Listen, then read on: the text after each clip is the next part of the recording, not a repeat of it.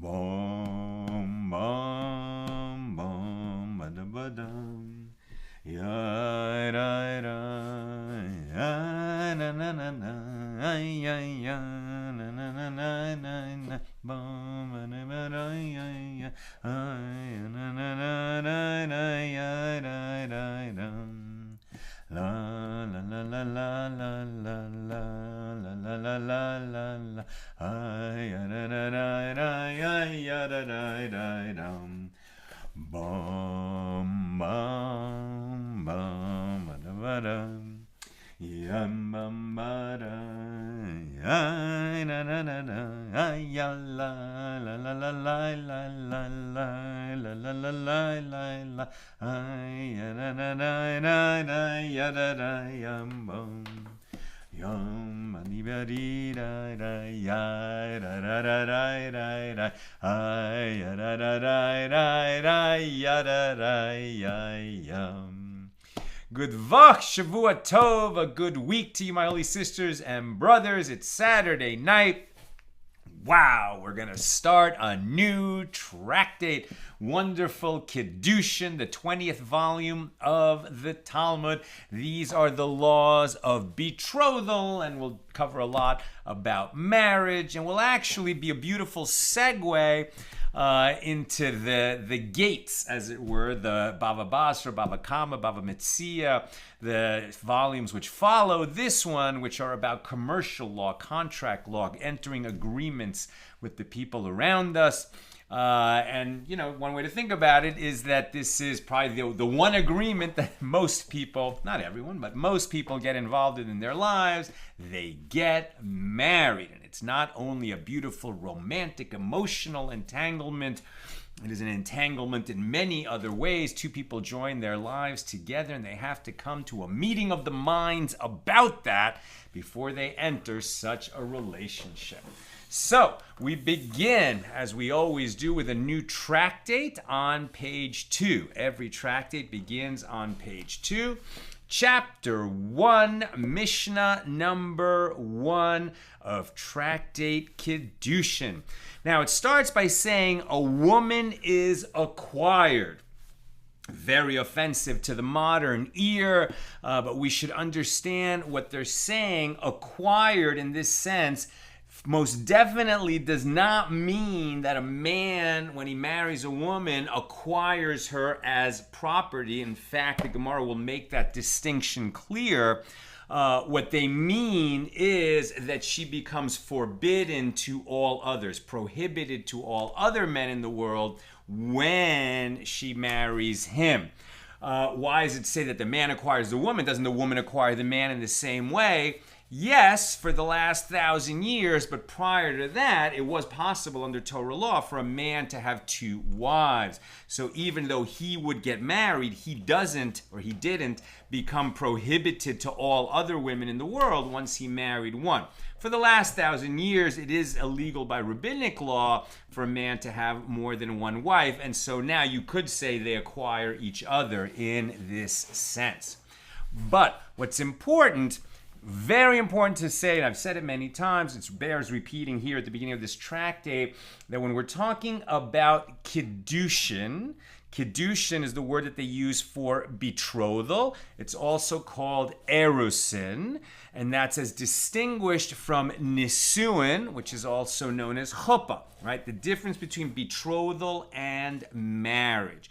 When the couple becomes betrothed to each other, that's not like the modern notion of engagement, which they could break off the engagement and walk away. Once they're betrothed to each other, if they're going to break it off, they need a divorce.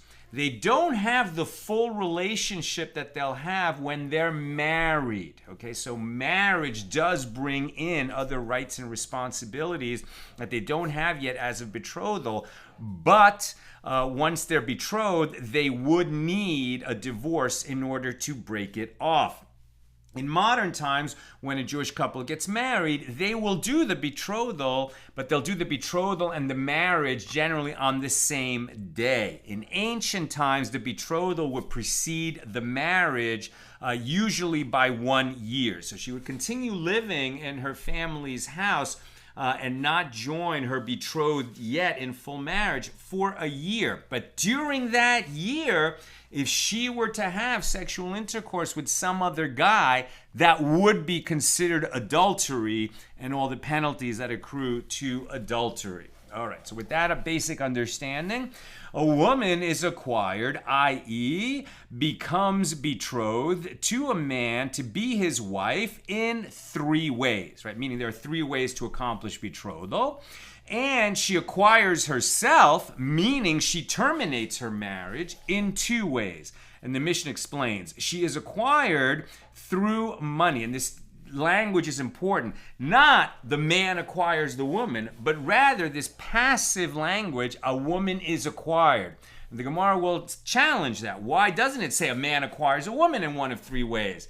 Why does it say a woman is acquired? And as we'll see, the reason is because she must consent. This has to be a consensual betrothal.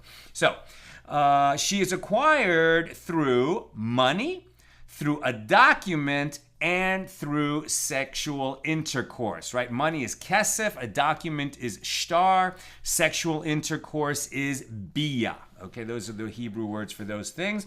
Now, with regard to a betrothal through kesef, through money, there is a dispute between Tanaim, rabbis of the Mishnah. Beis Shammai say that she can be acquired with 1 dinar or with anything that is worth 1 dinar.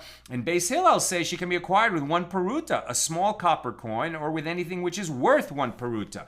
And the Mishnah further clarifies, and how much is the value of 1 peruta? By the fixed value of silver, and the Mishnah explains that it is 1/8 of the Italian isar, which is a small silver coin. So it's a very small amount of money that's needed, or the equivalent thereof. So what they're saying, though, is you can't just say, hey, we're betrothed, that's it. There has to be a symbolic act that creates that betrothal. So you can be an exchange of something. You can just give her some small item that has to be worth at least basically a penny. Or you write up a document, hey, we are betrothed. Or they could actually have sexual intercourse. Does that mean that every unmarried couple who has sexual intercourse has become betrothed? No, they have to do sexual intercourse with the intent of becoming betrothed. And we've covered this before in our journey, that couples who use sexual intercourse in order to become betrothed violate a decree of the sages who would say that this is a lascivious way to accomplish betrothal. It's possible, but they shouldn't. And a woman acquires herself, right? She was prohibited to all others when she became betrothed to her husband. When she has a get, right, when she has a divorce, or when her husband dies. In other words, she now becomes permitted to all others, and that's known as acquiring herself. And a woman acquires herself through a get or through the death of the husband. A woman whose husband, who had a brother and died childless, becomes a yevama, as we learned in Tractate Yevamos. And she can be acquired by the deceased husband's brother if she performs yibum, and that is done through intercourse. And she acquires herself, i.e. she is released from the levirate bond from yibum through chalitza, the set ritual through which this surviving brother of the man who died childless and the widow, the yavam and the yavama, perform chalitza, and then they don't have to get married. They can go their separate ways. Or if the brother, the surviving brother, the yavam, dies, then she is released from that bond. That's Mishnah number 1. Here's the Gemara. The Mishnah teaches that a woman can be acquired in 3 ways. And the Gemara asks, what is different here that the Mishnah teaches a woman is acquired using the language of acquisition? And what is different there in the beginning of the next chapter, which begins on page 42a, which teaches a man betroths using the language of betrothal? And the Gemara explains in this Mishnah, the Tana, the rabbi of the Mishnah, utilized the language of acquisition because he wanted to teach about betrothal through money, which is the standard means of exchange in an act of acquisition. And the Gemara continues its explanation. And from where do we derive that betrothal is accomplished by means of giving money, meaning that's one of three ways it can be done? It is derived by means of a verbal analogy between the term expressed taking, stated with regard to betrothal, and from the term expressed taking with regard to the field of Ephron. The field of Ephron. Do we remember the field of Ephron? When Abraham and Sarah, the patriarch and matriarch of the Jewish people, came to the end of Sarah's life, she died. Abraham wished to bury her in the promised land, and he wanted to make no uncertainty at all that her place of burial would be a forever place that would be owned by him and his descendants. And so he purchased that land from Ephron the Hittite, right? And that land contains the cave of Machpelah. And you can visit it today, right? That is Hebron in the land of Israel. And that would be eventually where Abraham and Sarah and Yitzhak and Rivka and Jacob, Yaakov, and Leah are buried. Rachel was not buried there. But we also have a tradition that that's where Adam and Eve are buried, right? So he bought that piece of land. And in the negotiation between Abraham and Ephron, in front of Ephron's tribes people, they had this negotiation, and this word taking was used there, right? So how so? It is written here with regard to marriage, Deuteronomy 24:1, when a man takes a woman, and it is written there concerning Abraham's purchase of the field of the cave of Machpelah from Ephron the Hittite. Genesis 23:13, I will give money for the field, take it from me, right? So that's the first purchase and sale recorded in the Bible. And he says, not just, I will give money for the field, and then he adds, take it from me. It would have been enough to say, I will pay you for the field. Why does he say, take it from me? Because that's a kinyan, right? That's a formal act of acquisition when Ephron took the money from Abraham. He could have just thrown the money on the ground, right? But he gave the money to Ephron, and Ephron received the money, took it from Abraham. The verbal analogy, that same word used in both places, teaches that just as Ephron's field was acquired with money, so too a woman can be acquired, in this sense of becoming prohibited to all others and becoming betrothed. This can be done with money. And the Gemara continues, and the taking of Ephron's field is called an acquisition in the Torah, as it is written, right? This word kinyan, as it is written with regard to the same issue, the field which Abraham acquired, Kana, right? That Abraham Kana, Asher Kana Abraham, the field that Abraham acquired. Now we're on 2b. Alternatively, it can be proven that purchasing a field with money is called an acquisition from the verse, they shall acquire fields with money, Jeremiah 32:44. Consequently, as the Tana, the rabbi of the Mishna, wanted to teach that a woman can be betrothed with money, he taught a woman is acquired. And this explains why the terminology of acquisition is used. It could have just said a woman is betrothed in one of three ways. Why does he say a woman is acquired? Because one of those three ways involves giving money to the woman. Now the Gemara asks, but let the Mishnah teach there in the next chapter, a man acquires, right? What does it say? A woman is acquired rather than a man acquires. Why do we use the passive verb construction rather than the active verb construction? And the Gemara explains, initially the Mishnah taught using the language of the Torah in which betrothal is called taking. And ultimately the next chapter, it taught using the language of the sages. Let's light up the darkness. And I even made a new candle for us tonight. Thank you for the reminders. Where am I? But let the Mishnah teach the next. Let the Mishnah teach there in the next chapter. A man acquires, and the Gemara explains. Initially, the Mishnah taught using the language of the Torah, in which betrothal is called taking, and ultimately, in the next chapter, it taught using the language of the sages. And what is the reason that betrothal is called Kiddushin? Right? Kiddushin is the language of the sages. Right.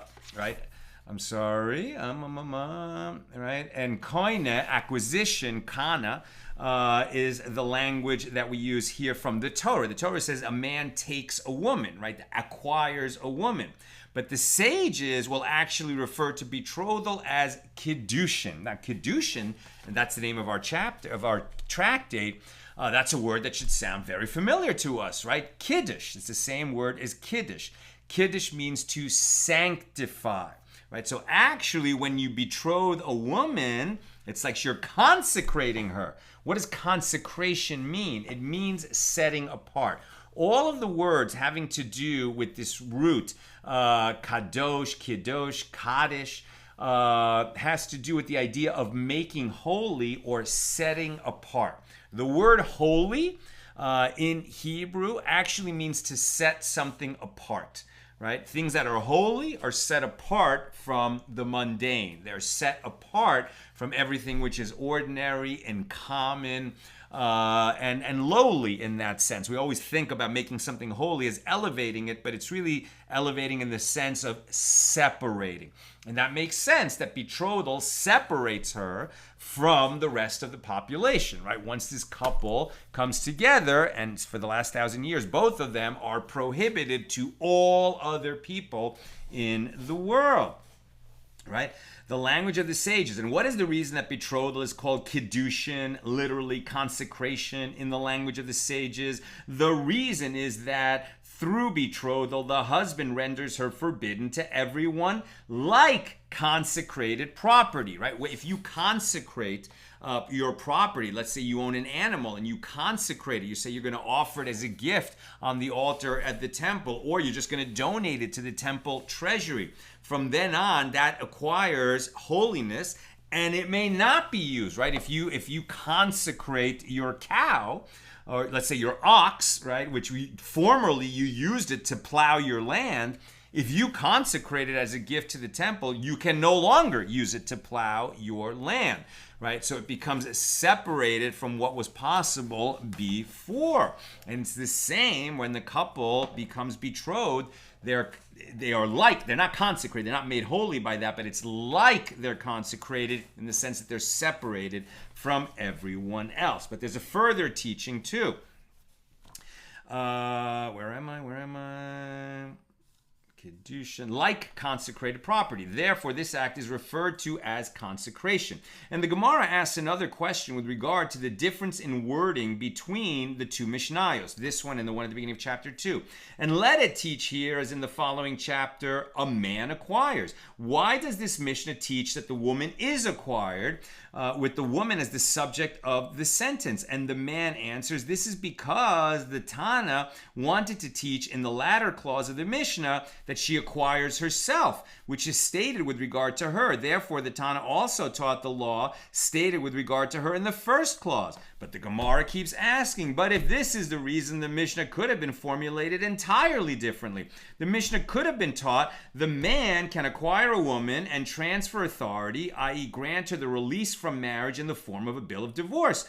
And the Gemara answers the Mishnah could not use the expression transfer because there is the case of the husband's death, in which case it is not he who transfers authority. Rather, it is from heaven that her freedom is transferred to her. Therefore, the Mishnah could not issue a general statement that the man can actively transfer to the woman her release from marriage. And if you wish, say instead a different explanation. If the Mishnah had taught that the man acquires the woman, I might have thought that he can acquire her even against her will, as indicated by the expression, the man acquires. One might have assumed that the betrothal depends on the husband without the need for the woman's consent.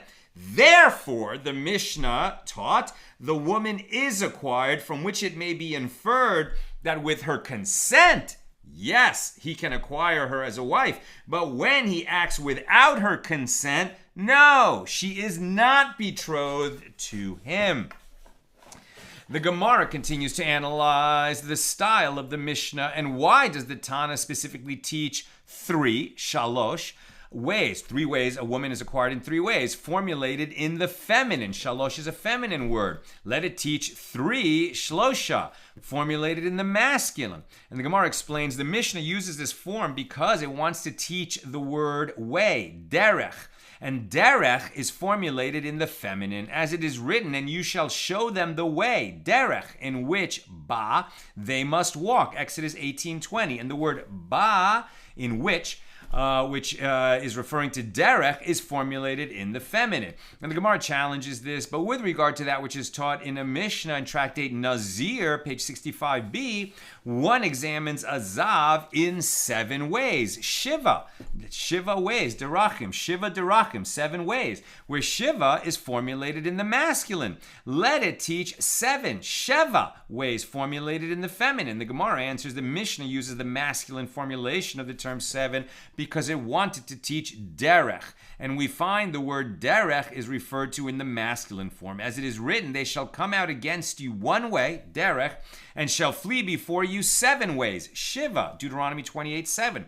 And the Gemara asks, if so, the verses contradict each other. As in one verse, the term derech is masculine, and in the other verse, it is feminine. And furthermore, the Mishnayos contradict each other, as in one Mishnah, derech is masculine, while in the other, it is feminine. In other words, they're asking, why is it that we don't seem to have consistency? You know, in English, we don't have this, that verbs can be formulated either in a masculine form or a feminine form. And that's not necessarily pertaining to, are they talking about a man or are they talking about a woman? But rather, the verbs themselves, when linked to certain nouns, will take on a masculine or a feminine quality. Spanish has that same characteristic, and many other languages do, even though English doesn't. So what they're simply asking is, why are we not being consistent in the use of the masculine or feminine form of these words that we're using in the Mishnahs describing these laws of betrothal? And the Gemara answers, the verses do not contradict each other. Here, that verse, the way in which they must walk, Exodus 18:20, is referring to the Torah, i.e., the way mentioned here is referring to the path of Torah.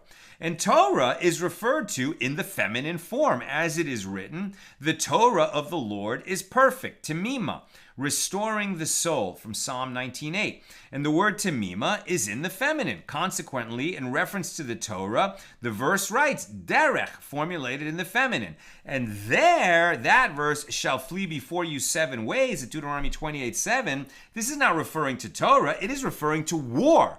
And as it is the way of a man to wage war, and it is not the way of a woman to wage war, it is appropriate to speak in the masculine. Therefore, the verse writes the word derech, formulated in the masculine. Likewise, the Mishnayos do not contradict each other. Here, where it is referring to a woman, the Mishnah teaches derech, formulated in the feminine. There, with regard to the examination of a zav, which is referring to a man, as it is common for a man to undergo an examination to determine if his emission has a cause other than a gonorrhea-like discharge, known as ziva. But it is not common for a woman to undergo such an examination, since unlike a man, a woman is rendered impure even by circumstances beyond her control, meaning she has menses. It taught and used the word derech, formulated in the masculine. Even if a woman has an emission of blood for a reason other than illness, she is still impure. Consequently, in her case, there is no reason for an examination to see what might have caused her discharge. And the Gemara asks another question with regard to the language of our Mishnah. What is the reason that the Mishnah teaches 3 ways, formulated in the feminine? And this is because it wanted to teach ways. But if so, let it teach instead the word matters, i.e., a woman can be acquired through 3 matters, or 3 things. And as this term is masculine, let it teach 3 shalosha in the masculine. And the Gemara answers, the Mishnah did not do so because it wanted to teach intercourse as one of these ways. And intercourse is called a way in the Torah, as it is written, and the way of a man with a young woman, so is the way of an adulterous woman. Proverbs 30:19 and 20. And for this reason, the Mishnah used the term ways rather than matters. Now, the Gemara raises a difficulty. This works out well with regard to intercourse, which is referred to as a way, right? It's a way to accomplish something. But what is there to say concerning money and a document? The Mishnah could have used the word matters with regard to these models of betrothal. And the Gemara answers because it was necessary to mention intercourse, which is called a way. And the Mishnah used the word way in reference to the other two modes as well. So the Gemara asks, and would the Mishnah teach two cases in a particular manner due to one? Since the word way suits only one of the three modes of betrothal, why did the Mishnah use the term matters on account of the other two? And the Gemara answers, these two are for the sake of sexual intercourse. Since the marital relationship in which intercourse is paramount, since they produce children that way, is the ultimate purpose of betrothal, the Mishnah considers this clause as the most important part of the law. And if you wish, say instead, in accordance with whose opinion is this Mishnah, which teaches derech in the feminine, it is in accordance with the opinion of Rabbi Shimon, as it is taught in a Baraisa that Rabbi Shimon says, for what reason did the Torah say when a man takes a woman, Deuteronomy 22:13, and did not write when a woman is taken by a man? Because it is the way, derech, of a man to pursue a woman, and it is not the way of a woman to pursue a man. And the Gemara cites a parable of a man who lost an item. Who searches for what? Obviously, the owner of the lost item searches for his lost item, not the item searches for its owner. Since woman was created from man's lost side, right, the rib idea, the man seeks that which he has lost. To allude to this statement of Rabbi Shimon, the Mishnah employs the term derech in this context. Right? Isn't that a beautiful image? Let's just pause on that for a second. I mean, they're really having a grammatical discussion, sort of taking all of the,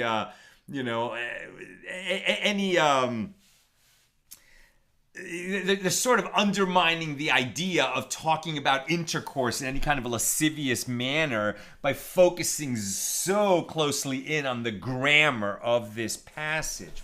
But now that we're talking about, they said, well, why did the Torah write it this way? Why did the Torah say a man takes a woman rather than a woman is taken by a man? Oh, because it's the nature of men to pursue women. Okay, that's pretty common. We get that idea.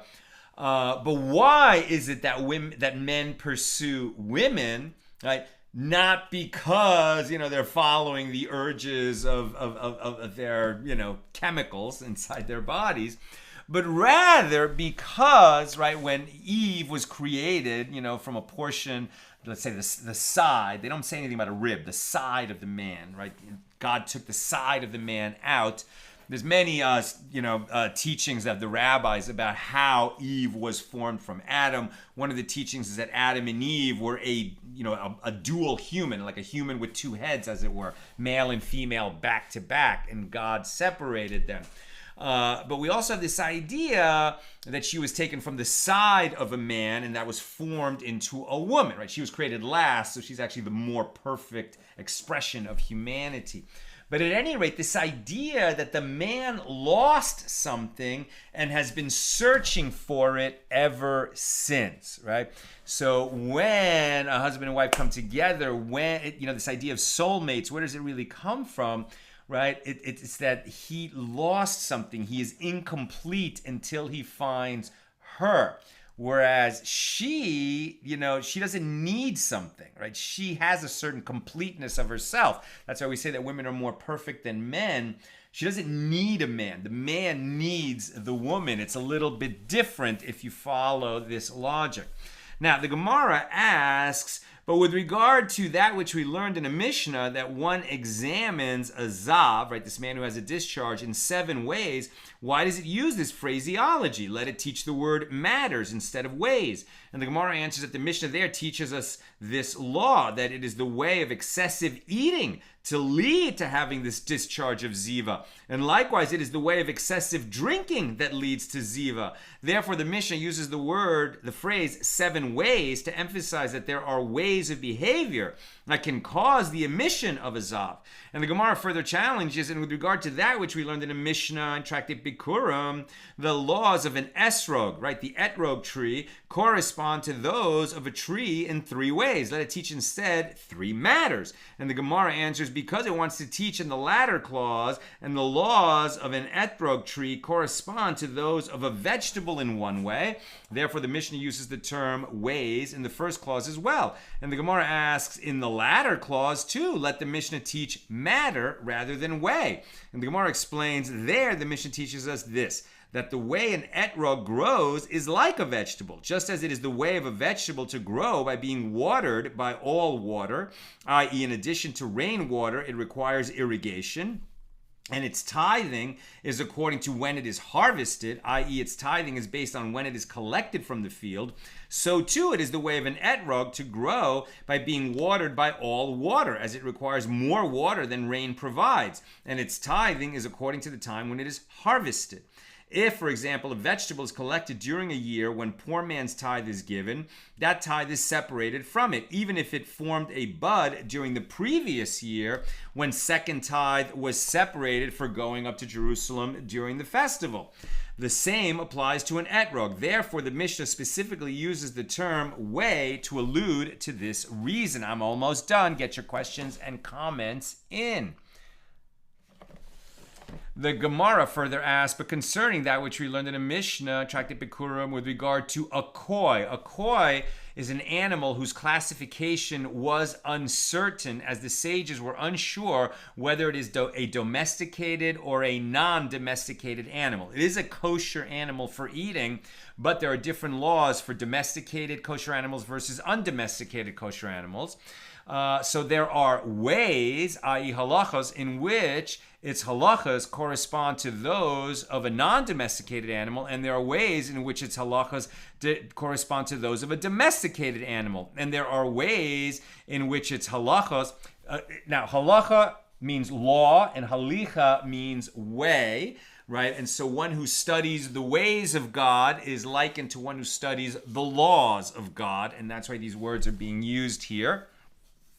So there are ways, right, in which its laws correspond to those of both a non-domesticated animal and a domesticated animal, and there are ways in which its laws correspond to those of neither a non-domesticated animal nor a domesticated animal, right? This koi is because its status is uncertain. Sometimes it's treated like a domesticated animal, sometimes it's treated like a non-domesticated animal, sometimes, etc. So let the Mishnah teach the term matters, right? Devarim. And furthermore, with regard to that which we learned in a Mishnah tractate Gittin on page 9a, this is one of the ways in which the laws of a get, the bill of divorce, correspond to those of a bill of manumission, by which a slave is freed. So there, why are we teaching that this is one of the ways? Maybe we should be teaching this is one of the matters, one of the things, the essential things in which it is similar, right? In other words, why do we use the word way in some instances where we could be using the word matter and vice versa? Rather, the Gemara rejects the previous explanations, as the phraseology is not dependent on the nature of the topic at hand. Rather, anywhere that there is a distinction with regard to an issue, the Mishnah teaches the term ways, as there are different ways or possibilities available. And anywhere that there is no distinction, it teaches the word matters. And the Gemara comments, the language of the Mishnah is also precise in this regard, as it teaches in the latter clause of the Mishnah that Rabbi Eliezer says, the laws of an etrog tree correspond to those of a tree with regard to every matter.